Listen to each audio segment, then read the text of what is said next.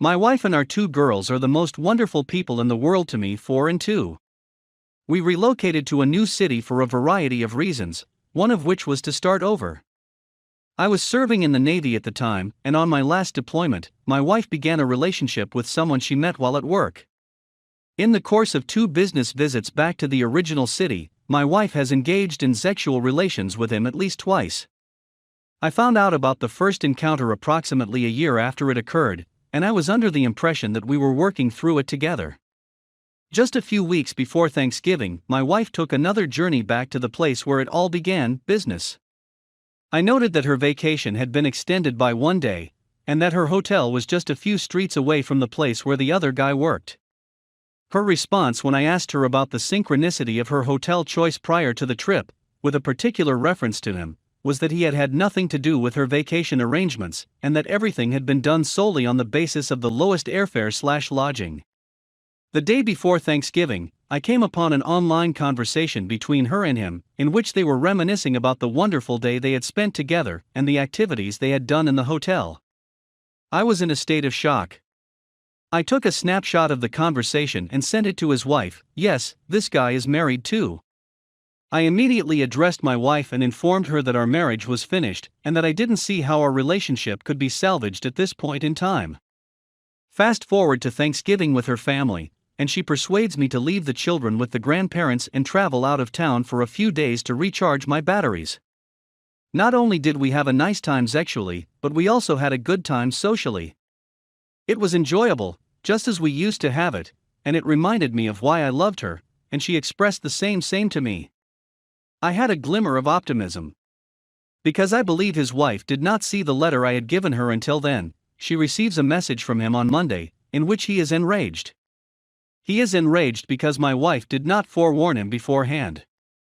He then declares that they will never speak to one another again. Although I believe this is a positive development, my wife is heartbroken. It was in my arms last night that she sobbed because she loves him and fears she may never talk to him again. She told me that I am fortunate in that I only have one person in my life. She also expresses her desire for this to succeed, stating that she only sees a life with me in it.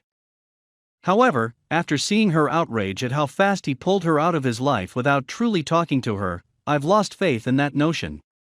I feel as if my life has come to an end, and that there is no hope for us anymore. I'm at a loss on what to do. I still have feelings for her. She is a kind and attentive mother. I can't picture my life without her, yet I'm in a state of shock. Story 2. Scared to ever love again, and I can't shake this sadness. My ex-girlfriend, 20F, cheated on me, 20M, with the individual with whom I had previously expressed discomfort with her conversing. This individual was someone who was brought into the buddy circle, and they became fast friends during the first few times we all got together to hang out together. They shot a lot of pictures of one another, but I wasn't worried since she assured me that she was faithful to me, and that she understands what it's like to be cheated on and would never do it to me in the future. I had bad sensations whenever they were together, and at one point the two of them would simply sit in her room and watch movies. It was the middle of the night when I walked over to her dorm because I was feeling so uncomfortable on a Thursday and Friday when they were hanging out and watching movies, and I confronted her, thoroughly communicated my discomfort, and told her she needed to create limits and stop. The next Saturday, she cheated on me again. When we returned the following Monday, she expressed a desire to discover who she was as a person rather than in a relationship. She said that since she was in a relationship almost continually, she had little opportunity to grow as a person. I consented to this since I had a genuine belief that she was truly interested in improving the relationship. Then they had sex again the following Monday, the same night we took a break from the group. I had no idea, and I was completely unaware of the situation until Tuesday, when I was informed of it. And my whole universe has just been wrecked. The fact that this was my first ever relationship made me want to give my all. I tried to watch YouTube videos on how to be a good boyfriend. I tried to learn from my mistakes, and I always put her and the relationship first because I truly believed she was the one with whom I wanted to spend the rest of my life. It hurt more than I could have imagined, and when I confronted her, she attempted to deceive me by lying and gaslighting me into thinking that I had not cheated on her with another man. If I hadn't known the reality, I would have taken her word for it. Although I opted to attempt to forgive her and move on at the time, my heart hurt every day, and we did our best to be good partners for one another throughout that time period. We made the decision to separate ways after school concluded in May, and I have been alone ever since.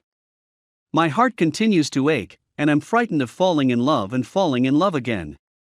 I can't put my confidence in others, I'm bitter, and I'm simply lonely and longing for happiness. I turn to the gym, where I work out every single day, and haven't taken a break in more than a month. I'm driven by my rage, and I'm pushing myself to lose weight and become someone I want to be because every time I look in the mirror, all I see is the fat loser who was cheated on, and I'm desperately trying to get away from my problems by any means necessary. It seems like I can't run fast enough, that my emotions collapse on me when I'm alone, and that all I want is to be happy. I've already lost 15 pounds since the beginning of the month, dropping from 230 to 215 pounds, and I want to continue to push myself until I get the Greek god figure that I've always sought, but have been unable to achieve due to being in a relationship. I want to go on and not be ruled by my sorrow, since life is weighing on my shoulders, and it's difficult not to crumble from time to time. I'm completely befuddled. My feelings for her are conflicted. I don't dislike her yet I despise her at the same time. In our conversations, I see her progressing in life, strengthening her relationships, and maintaining a social life, while I am merely surviving, with the gym serving as my only refuge, because if I didn't have this goal that possesses me, I have no idea where I would be in life, except that it would be terrible. What can I do to go on with my life without being dominated by my sadness? It means a lot to me that you've taken the time to listen to me. I'm truly suffering right now. Update. It's been a difficult few months since everything went down. Last night, I archived all of the images of me and her that I had on my phone, and I sobbed uncontrollably in the process. Seeing the feelings that used to be there was painful, and it continues to be painful, but day by day, no matter how painful it may be at times, I am making progress. I've continued to be physically active at the gym on a daily basis, and I'm now officially out of the 200-pound club. Starting at the beginning of June and continuing till now, the gym has really been a nice place for me to divert myself, and has also really helped me develop friendships, and seeing improvement that I can control feels good. No day has gone by that I haven't thought about it, but it's a normal occurrence that I must learn to accept in the future. While I will always remember that chapter in my life with her as one of my favorites, I can't keep rereading it in the hopes of a different conclusion. I'm having some better days than others, but I'm hoping to learn to move on and find happiness again one day. If anybody is interested, here is a timeline of my development from June to the present. No matter how slow time moves and how much agony we experience, we will eventually heal our wounds if we allow them to. Even though it seems that time is passing slowly, it is really moving faster than we think. I much appreciate the love and encouragement I received when I first joined this group. Thank you for your kindness and encouragement.